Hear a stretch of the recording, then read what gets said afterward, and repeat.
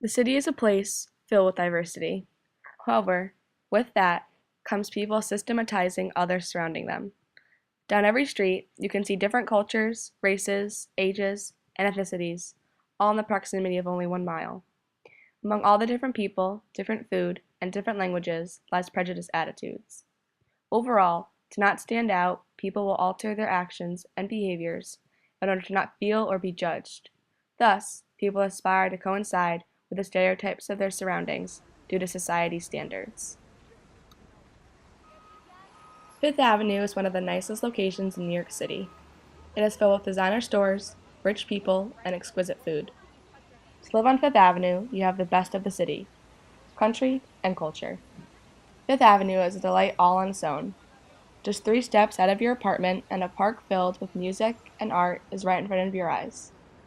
At night, it feels like you are in Paris, and the once lively area becomes very quiet.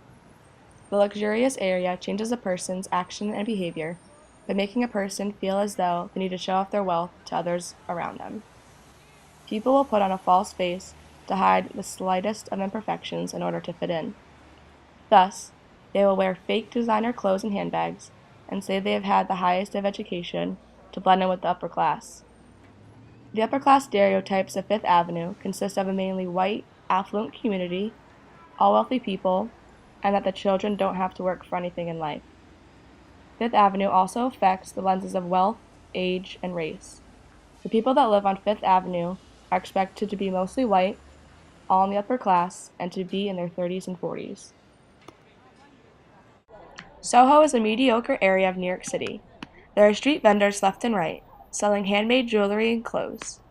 The streets are well kept, yet poverty is starting to become more and more visible through graffiti and trash piling in the streets.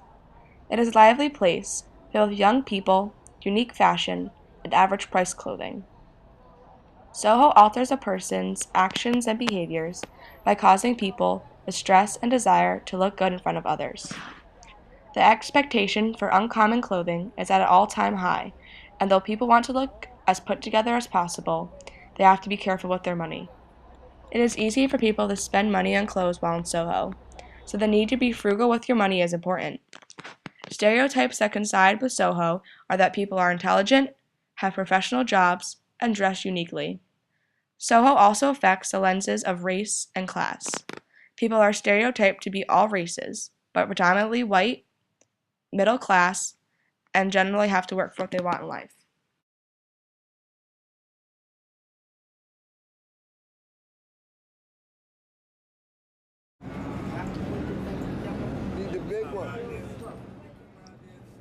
Harlem is a part of Manhattan located above 125th Street and below 165th Street. A rapid influx of African Americans beginning in 1910 made it one of the largest black communities in the United States. In the 1920s, a flowering of African American art and literature was known as the Harlem Renaissance. After World War II, many Hispanics settled in East Harlem. Harlem was known for the jazz, poetry, and art that came out of the Harlem Renaissance. Yet now, Harlem is known for its crime and violence. Harlem changes a person's actions and behavior. People have little respect for their surroundings since the area is so run down and not well maintained. The residents have little hope for a better life because they see no desire in trying to have one. Also, many residents depend on government money and welfare to supply their daily needs. Stereotypes that coincide with Harlem is that there is more violence, the people are not intelligent, and that the population is either black or Hispanic. Furthermore, Harlem affects the lenses of black and Hispanic communities and drug addiction and alcoholism.